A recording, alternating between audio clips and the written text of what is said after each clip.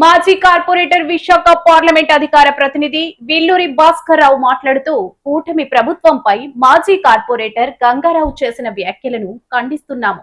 కూటమి ప్రభుత్వం చేస్తున్న అభివృద్ధి కనిపించడం లేదా, లేదంటే ప్రజల కోసం పోరాటపడ్డారా అనేది మీరు ముందు ఆన్సర్ చెప్పండి. ఫస్ట్ గత ప్రభుత్వంలో 5 సంవత్సరాలు ఏ విధంగా అక్రమాలు గురయ్యాయి, ప్రభుత్వ ఆస్తులు, ఈ ఆస్తి పన్నులు కానీ, వాటర్ ట్యాక్సులు కానీ, ప్రతి ఒక్కటి కూడా ప్రతి సంవత్సరం 10% చొప్పున ఏ విధంగా పెంచారు, దాని మీద మీరు నిరసన ఎందుకు చేయలేదు? అంటే నిరసన చేస్తే మిమ్మల్ని అరెస్ట్ చేస్తారని భయంతో చేయలేదా? ఈరోజు కూటమి ప్రభుత్వం స్వేచ్ఛగా ప్రజాపాలన అందిస్తుంది. గౌరవ చంద్రబాబు నాయుడు గారు, డిప్యూటీ సీఎం పవన్ కళ్యాణ్ గారు, అలాగే ప్రధానమంత్రి నరేంద్ర మోడీ గారు, ఈరోజు గౌరవ ఎంపీ గారు భర్త గారు ఈరోజు చేస్తున్న విశాఖపట్నం జిల్లా ప్రజలకు ఏ విధంగా చేస్తున్నారు అనేది మీకు తెలియదు. ఇంకా గతం మర్చిపోకండి. మీ భార్య గారు పోటీ చేశారు, ఎందుకు ఓడిపోయారు? ప్రజల పట్ల మీరు ఉంటే ఆ రోజే గెలిచింది కదా. సరే, మీరు కూటమి ప్రభుత్వం వచ్చిన తర్వాత మా ఎమ్మెల్యేలు కానీ, మంత్రులు కానీ, జిల్లా ఇన్ఛార్జ్ మినిస్టర్లు కానీ ప్రతి ఒక్కరు కూడా ప్రజల పట్ల నిలబడి ప్రజల సంక్షేమం, అభివృద్ధి రెండు పాటుపడే విధంగా చేస్తున్నారు. కాబట్టి ఈరోజు మీరు ఛాలెంజ్ చేసినారు, రాబోయేది కార్పొరేషన్ ఎలక్షన్, 120 స్థానాలు మీరు పోటీ చేయండి, గల్లంత అవుతారని. మీరు ముందు 120 స్థానాలు మీరు పోటీ చేయండి, మీకు దమ్ముంటే అప్పుడు ప్రజలు ఏ విధంగా తీర్పిస్తారనేది మీకే తెలుస్తుంది. అంతేగాని ఈరోజు రైల్వే జోన్ ఎంత చక్కగా అభివృద్ధి చెందుతుంది, ఎంత తొందరగా డెవలప్మెంట్ అవుతుంది. ఈరోజు భోగాపురం ఎయిర్పోర్ట్ చూడండి, పోలవరం, ఈరోజు అమరావతి చూడండి. ఈరోజు మన రాష్ట్ర ప్రజలు ఏ విధంగా సంక్షేమం, అభివృద్ధి ఏ విధంగా అనుభవిస్తున్నారో మీకు ఇంకా తెలియదులా ఉంది.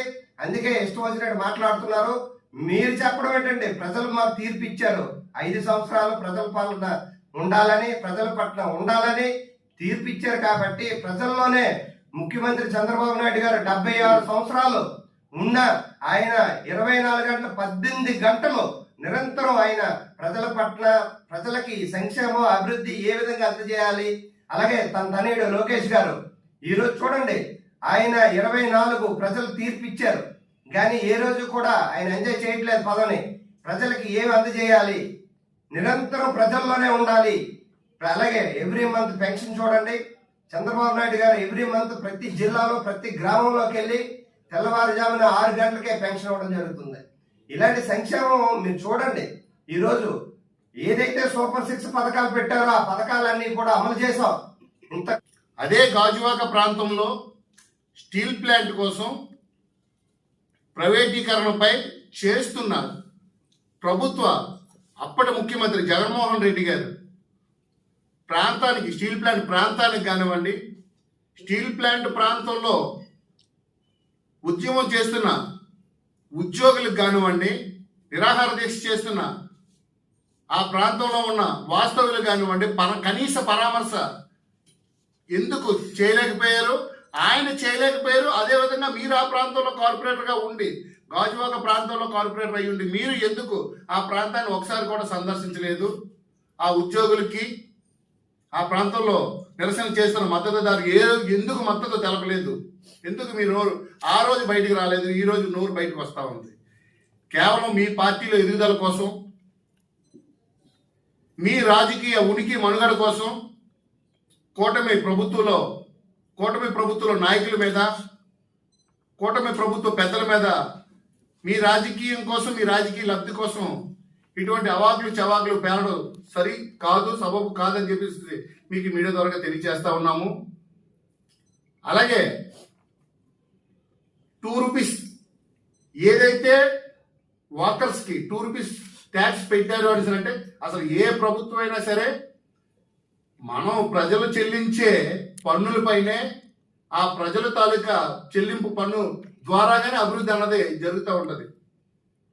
మీరు ఒక నాయకుడిగా అది మీకు తెలియకపోవడం నిజంగా చాలా విడ్డూరంగా ఉంది. జీవీఎంసీ రోడ్లు కానివ్వండి, కాలువలు కానివ్వండి, అలాగే స్ట్రీట్ లైట్స్ కానివ్వండి, అలాగే ప్రజలకి కావాల్సిన మౌలిక వసతులు అన్నీ కూడా ప్రజలు చెల్లించే పన్నుల ద్వారాగే సమకూరుతూ ఉన్నాయి.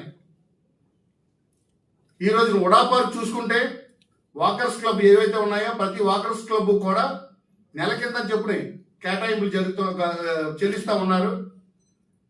అభివృద్ధి కూటమి ప్రభుత్వంలో అభివృద్ధి చేసిన మా వార్డులో జీవీఎంసీ ఇందిరా ప్రియదర్శన్ మున్సిపల్ స్టేడియంలో సుమారు 5.5 కోట్లు జీవీఎంసీ నిధులతో ప్రభుత్వ నిధులతో అభివృద్ధి చేస్తే అసాంఘిక కార్యక్రమాలు చేసుకునే ప్రతి ఒక్కరు కూడా యువత అక్కడికి వచ్చి ఆ పార్క్ అట్మాస్ఫియర్ ని దెబ్బతీస్తా ఉన్నారని చెప్పేసి ఈ 60 రూపాయలు నెలకి రోజుకి 2 రూపాయలు సంవత్సరానికి 720 రూపాయలు అన్నది ఒక ఐడెంటిటీ కోసం వాళ్ళకి ఒక పాస్ జారీ చేసి అన్నోన్ పర్సన్స్ అసాంఘిక కార్యక్రమాలు చేసుకునే వ్యక్తులు రాకుండా ఉండేది కట్టడి చేయడానికి మాత్రమే పెట్టారు తప్పితే ప్రజల దగ్గర ఈ 720 రూపాయలు ఈ 2 రూపాయలు కలెక్ట్ చేసి